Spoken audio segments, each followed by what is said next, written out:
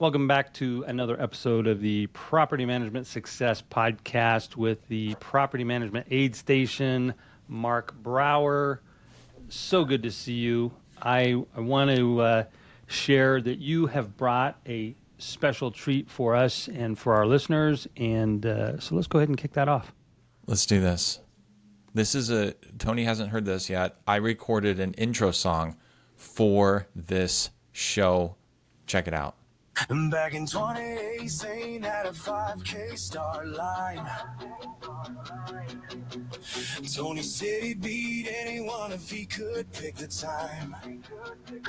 Do you like it so far? It's pretty good. Yeah, it's not coming through as clear as I wish it was. So I'm not sure if it's actually sharing just from your speaker or if it's sharing through the computer. But I get the gist of it. I think it's going to be good. I'm bummed. Let's definitely get a copy of the audio. Download the audio. Send it to me. We'll overlay it. How bad is it? Should I keep playing? Yeah, I can't hear it now at all. Well, I paused it. Okay, here we go. Okay. So you get the idea. 2018, okay. I meet Tony at the start of a 5K race. He says, now, "I'm going to beat it." This is a little bit of This is a little bit of fantasy right here because I know Mark has a different perspective of how we actually met and what took I made place. the song. You're going to hear my version. Here I'm we go. I'm going to indulge you. Go ahead. Here we go. 20 minutes later, he was lagging by a mile. I've been bringing it up ever since, cramping his style. Now he's running home till 40 while I'm losing my mind. I bet about the 100 miles left. I don't think the audio is gonna come through. Oh no! I don't think the audio is coming through. It was getting better. It was about to talk about our aid station and the whole thing. Oh. All right. Well, here's where we're gonna leave a little blank space, and then we're gonna play it. We'll bring it in, and then we'll share it with everybody. I know there's some digs in there, and I will properly take the digs. No, but it was about to dig against me. You didn't hear the good bit. It was good part. Right. Yeah. All right. Well, let's jump in. Let's talk a little bit about what's been going on. You and I have not seen each other in quite some time for multiple reasons. Number one, you're on your world tour. Even though I wasn't around you this last month, I could not escape your presence. You were everywhere.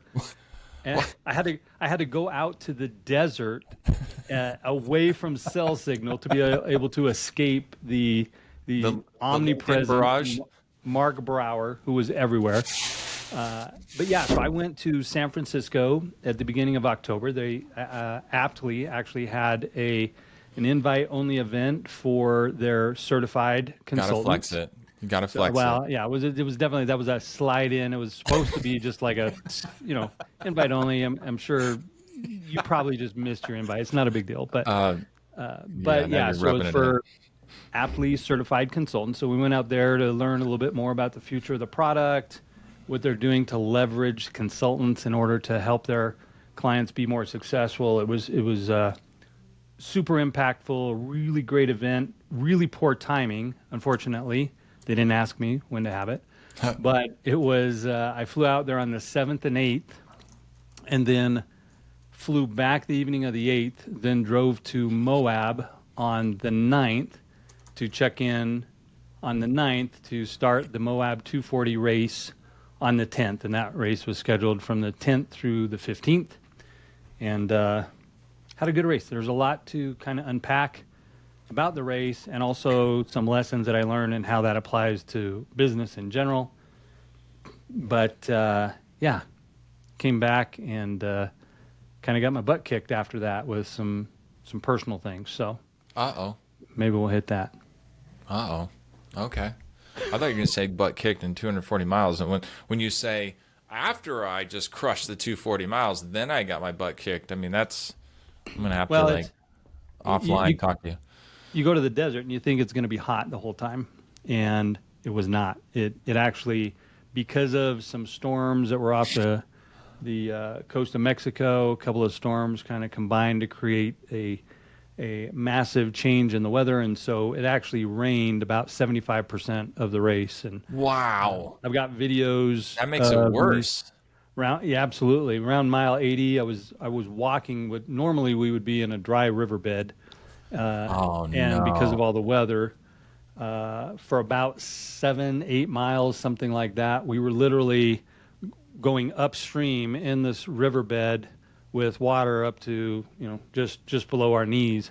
No. And crossing back and forth. And so you do that, and then you still have like 160 miles to run after that on those No feet and way. those shoes. And so, yeah.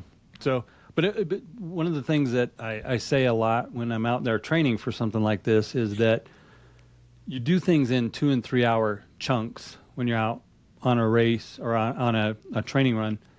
And so that when you encounter something in the race, when it really matters, you know how to deal with it. So anytime I encounter something on one of my training runs, whether it's a bad stomach or a headache or a cramp in my leg or a blister or whatever, I always just say it's just good training. Like you're training your body to know and your mind how to handle things when it comes up. And that's, those are the kind of things that I like to bring into the business world too, which is when I'm faced with something, when I have an owner that's upset or a resident that's upset or an inspection that didn't go well on a property and the work was already supposed to be done and we'd already paid the vendor or whatever it is, it's good training. Like it's not going to last forever. We're going to learn how to deal with it. We're going to improve our system. And from that point forward, we'll be better for it. Yeah. So I want to share with you a little bit. You finished the race when at 80 miles you were walking upstream in a river coming down your direction and it rained on you 75% of the time. You finished? Yeah. So, well, I don't want to spoil. Maybe I finished. But I got the T-shirt. So, but they gave the T-shirts out at the beginning of the race. So that's not. They give the buckles out at the beginning of the race? No, you have to earn the buckle. I have a few buckles up here. They give out buckles. Mark, I don't know if you know this. They give out buckles if you finish 100-mile Here it comes. distance. Here it comes. I set it up. Here it comes. Further. Yeah. Yeah. I've heard some races will give a buckle out, like a consolation buckle for less than that. But yeah, they're plastic buckles. Yeah. All right. I want to share something with you. This I think for me was the whole lesson from the race that I took away. So when you line up at the starting line of this race, 250 starters, and your 250 people have at the start line the plan of crossing the finish line 240 miles later. Right. Somewhere between 60, 80, depending on if you're one of the front runners, or all the way up to 115 hours later. And so everybody has a plan when they start, and they're all excited. Most of the people, just like us in business, we've never done what we're about to do before. We're pushing the boundaries. We're trying to get better. And when we look around, I was actually talking about this on one of my coaching calls earlier today. In business, we generally look around to see what other people are doing, and then we copy them because we figure, well, they must know what they're doing. But at the start of the race, everybody is looking around to see what everybody else is doing, especially the people that have never done this before. Only 39 people out of the 250 had ever run this race before. Oh, dude. So a lot of newbies, a lot of people that maybe they've run other 200-mile races, but they've never run this one. And so, do you have to qualify? This is one of those sort of life or death type of situations where they're like, if you are dumb enough to sign up for this race without being prepared. The reason I ask, and I don't want to derail where you're going, real quick detour is, we've all been at races before where at the start line you're like, you can tell. Like when someone shouldn't be there. Yeah. This at the beginning of the race actually have the oath we have to take. So we're standing at the start line, less than 2 minutes to go, and they say, if I get hurt, lost, or die, it's my own damn fault. And then we do the countdown, 10, 9, 8, all the way down to 3, 2, 1, and it's go time. And everybody takes off. Yeah. That oath is also in the Mile High Colorado, like that 100-mile race where the cowboy guy kicks it off. Yeah, Leadville. Leadville. Yeah, that's where I Yeah. heard that. It's my I'm hometown. pretty sure it came from the book Born to Run. Oh, okay. I'm pretty sure that started in that book. But anyways, So I'm imagining 200 plus people yeah, crossing the start line. 250, and the people that are all excited. They've never done this before. They feel good. They've been tapering. They've taken time off to let their body heal. They've put in a lot of training, and what happens is they start at the start line, and everybody takes off. So I want to share with you. This is my 4th time running this race. Fourth time. I want to I want to share with you the lessons that I've learned. Go your own pace, run your own race. I think it's so important, not just in this race, in life, in business. You know, comparison is the thief of joy. You look around and you see what other people are doing, and you're like, I need to keep up with them because they've got it figured out. They know what's going on, and they take off. So I want to share with you, I started somewhere mid-pack, and I did that intentionally. And by mile 8, I was out of the 250 starters. When we got to the mile 8 aid station, I was in 186th place. So I was pretty far back in the pack, but I was running my own race. I was running by heart rate. I was doing what I call my forever pace, and I think that's really important that whatever we're doing, we find our forever pace. Like, you can do bursts, you can do some sprints, but those sprints can't go on forever. So you got to find a pace that works for you. So mile 17, I went from 186 to 152. By mile 29, I was in 125th. By mile 34, I was in 107th. Mile 54, I was 79th. And then I get to Indian Creek, which is I run from noon all the way through to the next morning. I ran all the way through. The sun is coming up, and I'm at mile 68. I'm in 51st place. So I went from 186 to 51st at mile 68. And that's where I could pick up my pacer. And Jason Marcortis, who is one of, he was a client of mine for a couple years. And he was at the Canyon. Yep, he was in the Canyon with us. It's funny because through the property management coaching, we started spending some time together, and he started looking at some high-level goals, and he ran his first marathon, his first 50K, his first 50-miler, and then his first 100-miler while we were working together. So cool. In the middle of that, came out with us and did rim to rim at the Grand Canyon. Yeah. So anyway, I'm going to shortcut. I'm going to jump to a couple of places here, and then we can kind of change the discussion a little bit. But tell me what you're no, let's so it's not lost on the listener. You made this point that you started at your forever pace. How did you untether yourself from the other runners? Is this something you've developed over time? Were you always that disciplined not to compare? It's so difficult because you want to keep up with everybody else. You feel like you're missing out on something. You feel like they're going to get there. You're going to be left behind. They know something that you don't. And it's super difficult to just say, I'm going to be disciplined enough to run my own race, to do what I know, what I need to do, to run to do the training, to listen to my coach, because I have a running coach, listen to my coach and do the things that I was supposed to do. And we were not training by pace. We were training by heart rate. Effort. So at my age, if I kept my heart rate under 131, that keeps me in the aerobic zone, which allows me to burn fat and oxygen versus glycogen, which can produce a bunch of... And it gets depleted, Gets depleted, does the lactic acid and all the byproducts that go along with that. And so, it is not something that I am good at all the time. It's something that I strive to be good at, but knowing to run that forever pace, I know that my coach told me one time, he says, you don't have to run fast. You just have to run slow, faster than everybody else. And it's just be consistent. Keep going, right? So it doesn't matter what everybody else is doing around you. What matters is, did you set the goal? Do you have a framework to get there? And then can you stay disciplined enough to take action and keep that relentless forward progress moving towards it? The very first, quick personal share, and then keep going with your story.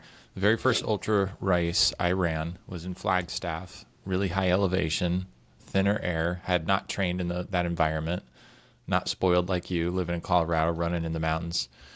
And I'm a little desert lizard flatlander down here. There's some mountains down here, but no elevation. And going into that race, had never run that far before. Like you're saying, we don't do something for the first time until we do it for the first time. There's a lot of firsts in business and life and racing. And the advice my coach gave me going into that day, he said, there's a lot.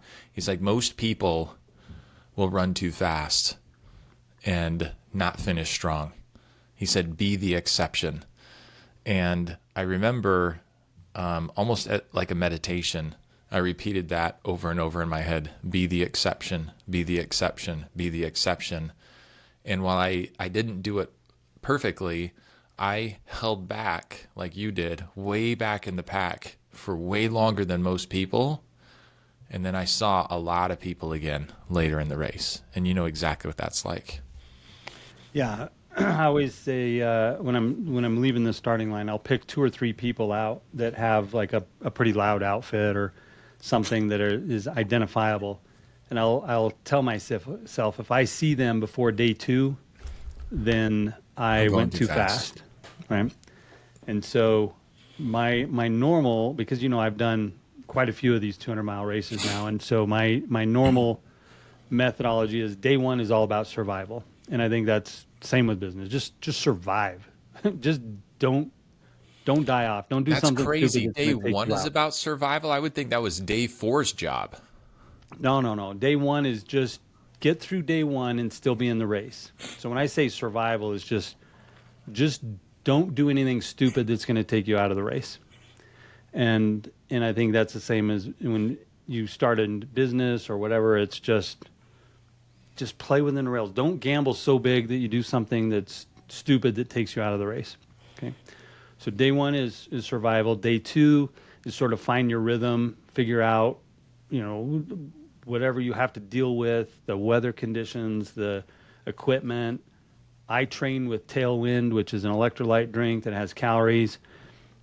There's some lessons in leadership I don't know if we'll get to, but one of the things that I did was I've run this race so many times that as I was reading the runner's manual, I skipped over some of the aid station sections, and they had switched from Tailwind to Never Second, which is another brand. So you were depending on your thing in the aid station. Yep.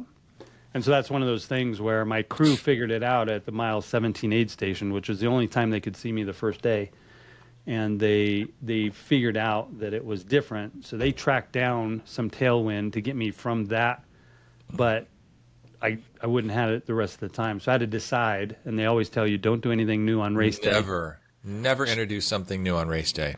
So I had to decide, am I going to do something new? Because I'd already been using it from mile 8 through mile 17 because I had to refill at the first aid station. So I had to decide, am I going to go back and forth and introduce 2 different chemical compound in the electrolytes and the calorie mix, or am I just going to adapt and roll with what they have? And so I made the decision that we're going to just use the Never Second, and we're just going to roll with it. And wow. I always say ultra running is more about problem solving than it is about running. And so we just leaned into it and said, this is what I'm going to have on the course. So this is what we're going to use. And so we leveraged that. We leaned into that. But, there were a lot of things that happened from a leadership standpoint that I learned that, you can't, just because you've done something before, you can't get lazy. You got to stay locked in. You got to cover the basics.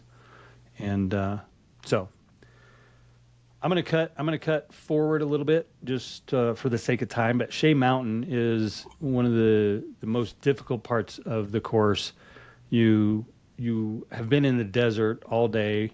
Shea Mountain's around mile 114. So you've gone a couple days. You are in that we've been in this valley. We're down by the river. It's super marshy because of all the rain. Everything is flooded. I got mud to where you'd step in the mud and it would take your shoe off because it's that sticky mud. Oh my gosh. So I'm using my poles trying to climb this. We're climbing through this valley, or this gully, this rainwater runoff, and it's super steep. And that was the hardest part of the course. But it was grabbing my shoe. But I want to back up a second because I forgot something. I was able to pick up my pacer, Jason, at Indian Creek, mile 68. He was still with me through mile 114, but somewhere after mile 96, probably mile 100, it was dark and we were hearing some noises, and we heard this really weird screech, and then we heard it again, and it was closer. Oh, boy. And then we came across this guy named Andy Glaze. He's a pretty well-known runner, and we'd been passing back and forth. And he's like, did you see those cows? I didn't know cows could run that fast. He's like, I've never seen a herd of cows take off and run that fast. And we said, no, we didn't see the herd of cows. But did you see the mountain lion that was about 35, 40 yards from us? And the mountain lion in the middle of the night, he was tracking them cows. Oh my gosh. And yeah, you heard a mountain lion screech. And we saw him. I have a picture of it. It's a horrible picture. You saw him? It's like a Bigfoot picture because I took the picture, but it's dark, so Yeah. you see the eyes glowing. No. But That's pretty rare. being in 100 miles in and not really having my wits with me, I'm trying to take a picture of it. And Jason's like, we're out in the middle of nowhere. We need to go. Yeah. And so anyway, one of those things is when you bring crew, when you have people on your team and you assign them responsibility, like keep you safe, you need to listen to them. So he got me out of there. But the farthest I was up, I had moved up 79th, 51, 36, 33, 22. Whoa. Then when I left Shea Mountain, I was back in 35th place because I slept a couple hours there. But here's the thing. Here's the second biggest lesson. So the first one is run your own race. Yeah. Do your own pace. Unless you're competing for the win, you're not competing with anybody else. You're just competing against yourself, and can you get to the finish? So around mile 190, 193, something like that, I started going to some arrhythmia. Oh, and that's, and when I ran the Cocodona back in May, Cocodona 250, I wound up having to drop at mile 214 because I had AFib. My heart went into just random rhythm. So I talked to my medical team, and we decided, because I was so far ahead, even at that point in the race, that I was just basically going to power hike it or walk it in for the last 40 miles. So we did that. I had to decide. That was one of those moments where I had to decide, am I gonna go all out and try to finish top 20, which my goal was to finish top 20, and I was definitely able to do that. As I mentioned, day 1 is survival. Just don't do anything stupid. Day 2 is find your rhythm. Day 3 and day 4, those are my hunting days. I know how many people are in front of me, and it's just picking them off because they're slowing down. And so I love day 3 and 4. I love not seeing anybody for 3 or 4 hours, but knowing I'm getting closer to them and using that for motivation. Nobody's passing you. Yeah. And so for me, there was a lesson in discipline of, do I want to try to go out and still finish top 20, but maybe trigger the AFib because I was in that arrhythmia. It was, I still had a normal rhythm, but it wasn't the normal sinus rhythm, that bump, bump, bump, bump, You bump, could bump. feel this? How did you know? Did they measure you? So because I've had this issue in the past, It's on your I run watch. with I have a portable EKG machine. It's about this big. It's a 6-lead EKG, and we'll test that. You put 2 fingers on either side, and then put it on your left knee and on the skin, and it will actually record a 6-lead EKG, so you can track and see if you're in normal sinus rhythm or AFib or some other rhythm. So I had to decide, and we talked with my medical team, and sometimes we have these really big goals, and we go out and we try to finish something. We try to do something really, really big, and we're on track, and something changes, and we have to decide: are we going to roll the dice, win or lose, 50 shot of, if I go into AFib, I'm done, I have to drop, or if I can control this, I can still get a finish. So I decided, even though my goal was top 20 and I feel like I was well within, I still have my hunting days left, which are Can we my pause? strongest days. You're about to tell us your decision, but I just want to illustrate a principle, reinforce or focus on a principle. This is really difficult stuff. It's, in life in general and in business, and especially in running, I know the very strong magnetic pull that getting locked into, like, momentum, like irrationally locked into momentum, especially in an ultra, where you get almost singular-minded, singular focus, like so much that you do irrational things, like you don't take the rock out of your shoe, you don't fix the kink in your drink line, you don't do these things because you're thinking, like, I don't have the 10 seconds to stop. I'm moving forward right now. And it's such a compelling pull. And so, to me, trying to imagine being in your position where I'm thinking, like, I got a shot at cracking top 20. I've worked really hard for this. I've invested a lot in this.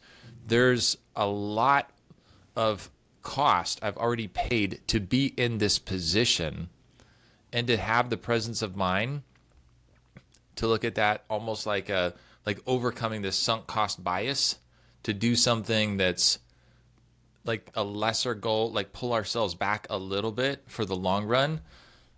That's not an easy thing to do. Well, and to relate that back to business, I mean, I'm thinking about, you're talking about not taking the rock out of your shoe. We've got a property manager, a maintenance coordinator, a leasing agent that we need to take that rock out of our shoe. We need to get that out of our system. And we can be thinking, well, I can't do that because we're coming up on leasing season. Or we're in our busy season, we're in our turn season. We can't do that because that's really going to mess us up. But yet the longer we keep that rock in the shoe, the longer we're messed up over time, because they're continuing to do more and more damage if they're just not a good fit.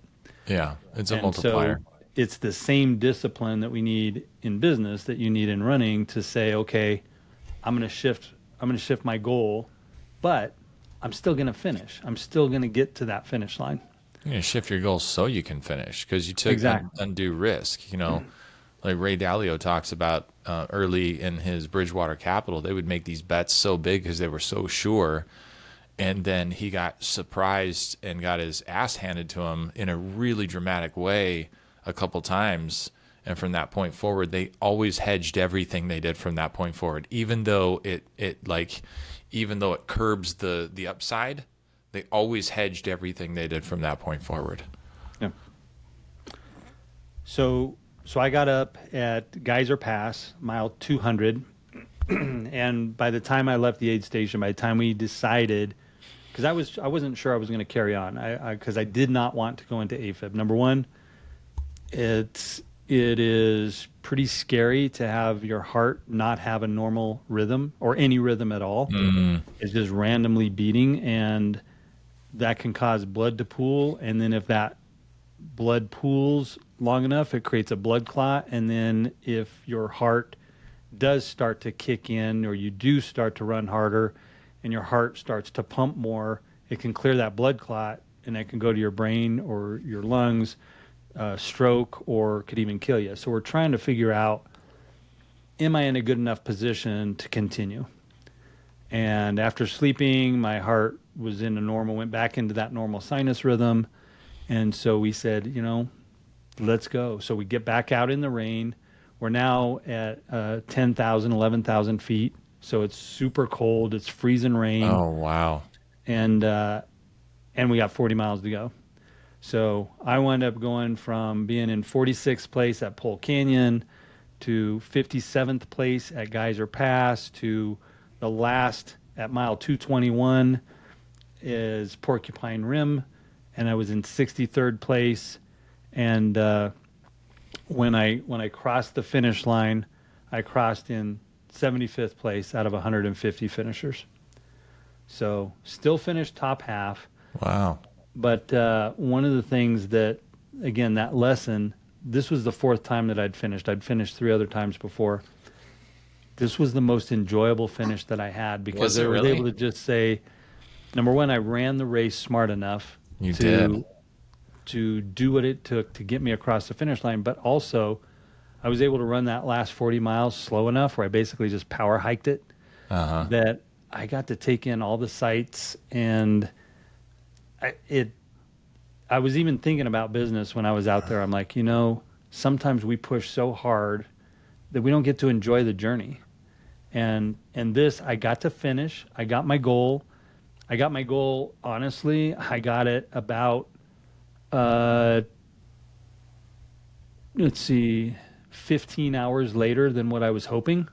Wow. I finished in 105 hours instead of under 90. 90. But I got the finish, and I got to enjoy it. And I think that really, I don't know, it made me think about some things that sometimes I go so hard because I have this goal that I created in my mind to get somewhere to a certain financial level, a certain growth level, whatever it is.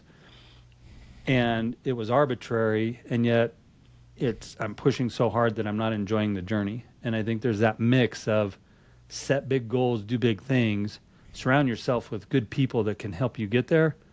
But by God, enjoy the journey. Life is not a race against other people. Business isn't competing with other people as much as we're in a competitive marketplace. If we measure against ourselves and we let ourselves enjoy things, like really at 85, 90 years old, when you're in that rocking chair, like, what's going to matter? Oh man, I beat that one guy in the red shorts. Man, like I was hell bent on beating that guy. I took him down. He was struggling when I passed him. I finished 82nd instead of 83rd 85th. because I beat the guy down in the red shorts. And you know what the guy in the red shorts was thinking about? Not me. He was thinking about his own race. He was thinking about his own journey. Nobody cares. Nobody cares. So that's beautiful, Tony. Thanks for sharing. I'm sure there's a lot more stories. I can't believe you've already done. You've already done 4 Moab. I met you before you'd done any. I met you before you'd finished even a 100-miler. And then just in the last several years, it was 100-miler, and then you didn't wait but 5 weeks to take down the 200-miler plus. And now what? Like 7 200-milers? 8? How many? Yeah, 7. 7. Yeah. Dang. Yeah. So I know we went in pretty deep on the Moab, but I know I've had a lot of people ask me about that. I've had people, because I did not go to NARPM National, because it was raining 75% of the time. When I did finish, I kind of came home with a little bit of a head cold, a little bit of a chest cold. You always get that ultra cough anyways from just breathing in and out so much with the dust and stuff. But I elected not to go to NARPM National, so I had a lot of people. This is the first time since 2011 that I was not at a NARPM National conference. Wow. So I had a lot of people reaching out, just kind of checking in, and so I thought I would share why I didn't go and what my journey was right before that. And I'm already looking forward to planning the next one. I got Bigfoot 200 in August next year. So That's sure your there'll be next a 100 one. miler or something in between, but Yeah. Well, what do you think the chances are that we could get like a contingency of at least 5 property manager professionals to the same ultra race in 2026? I think it would be great. I already know 3 of us. Yeah. So Like what? Yeah. me, What? you, and Jason. Yeah. Like So if what you if want what on if that list, if you're listening to this and you want on that what list, if somebody? Yeah. What? Well, let's give a realistic picture here. If someone's reasonably fit, whether they've run a marathon or not, but they're reasonably fit, how long would it take if we all sort of like Babe Ruth pointed the bat, we're doing an ultra in 2026, who's with us? You know, what does that look like where someone like, how do they wrap their mind around that? Like what's realistic? If you're in reasonably good shape, where you could hike 10 miles and you'd be fine tomorrow. You could hike 10 miles at a modest pace and you'd be okay. From now, how many months for you to be fully equipped to do a 50 miler, a 100 miler? that's such a difficult question to answer in such a short time frame because it all depends on how well you train. I think that's a good lesson for life too. It's not about the miles you put in. You mentioned that you knew me before I ran even a first. I think I had run because I ran my first 50 miler in 2017. You DNF'd a Bigfoot. And I DNF'd the Bear. Bear, that Mile was 68. I got to mile 68 and Yep. I DNF'd there. And that was 2018. That was it. That's when I met you. Yeah. And so, but I will say, I put in the miles, I put in the hours. Oh man, I was on the trail so much. Most of that training was junk miles. I was running too hard.